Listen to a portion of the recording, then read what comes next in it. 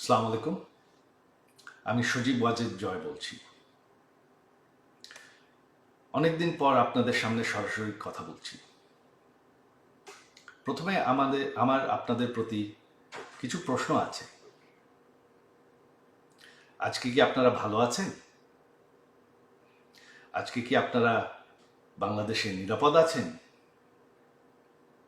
আজকে কি স্বাধীন আছেন? আজকে কি এই অবৈধ সরকারের বিরুদ্ধে আপনারা মুখ খুলে কথা বলার সাহস পান? আজকে কি বাংলাদেশের পক্ষে, বাংলাদেশের স্বাধীনতার পক্ষে আপনারা মুখ খুলে কথা বলার সুযোগ পান, নাকি গ্রেফতার হন?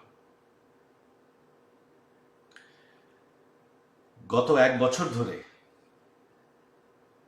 এই অবৈধ অনির্বাচিত রাজাকারদের সরকার অবৈধভাবে ক্ষমতা দখল করে আছে। গত 1 বছর ধরে তারা স্বাধীনতার ইতিহাস মুছে ফেলার চেষ্টা করছে, স্বাধীনতার চেতনা মুছে ফেলার চেষ্টা করছে, এক এক করে প্রতিটি সরণি বুলডোজার দিয়ে ধ্বংস করছে এবং কি সে ঐতিহাসিক 32 নম্বর বাড়ি, যেই বাড়ির থেকে আমাদের স্বাধীনতা ঘোষণা করা হয়, সেই বাড়িটিকেও তারা বুলডোজার দিয়ে ধ্বংস করে ফেলেছে। আজ সেই জামাতি রাজাকাররা দাবি করছে যে আমাদের সংবিধান বদলাতে হবে। যেই রাজাকাররা আমাদের দেশের 30 লক্ষ মানুষ হত্যা করেছে, 2 লক্ষ নারী নির্যাতন করেছে, আজকে তারা বাংলাদেশকে ফেরত পাকিস্তান বানাতে চায়। আপনারা কি সেটা চান? আগামীকাল সেই ঐতিহাসিক 15ই আগস্ট, সেই কালো রাত, যেদিন বঙ্গবন্ধুকে এবং আমার সকল পরিবারকে হত্যা করা হয়। বঙ্গবন্ধু কোনো রাজনৈতিক দলের সম্পদ নয়।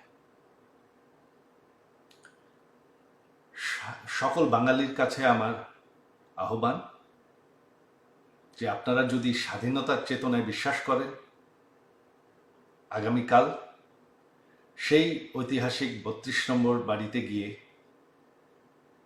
বঙ্গবন্ধুকে স্মরণ করবেন, সেই বাড়ির সামনে ফুলের তোড়া রাখবেন এবং মোমবাতি জ্বালাবেন।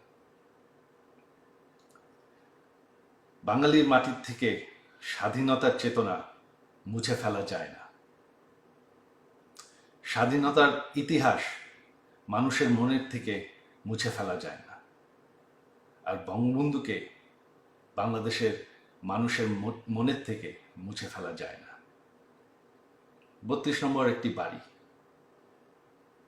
বাড়িটি আর নেই, তবে সেই 32 নম্বর ধানমন্ডি ঠিকানাটি এখনো আছে, সেই মাটিটি এখনো আছে।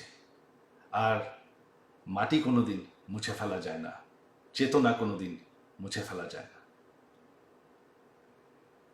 আর আমার বিশ্বাস আপনারা বঙ্গবন্ধুকে ভুলেন নাই।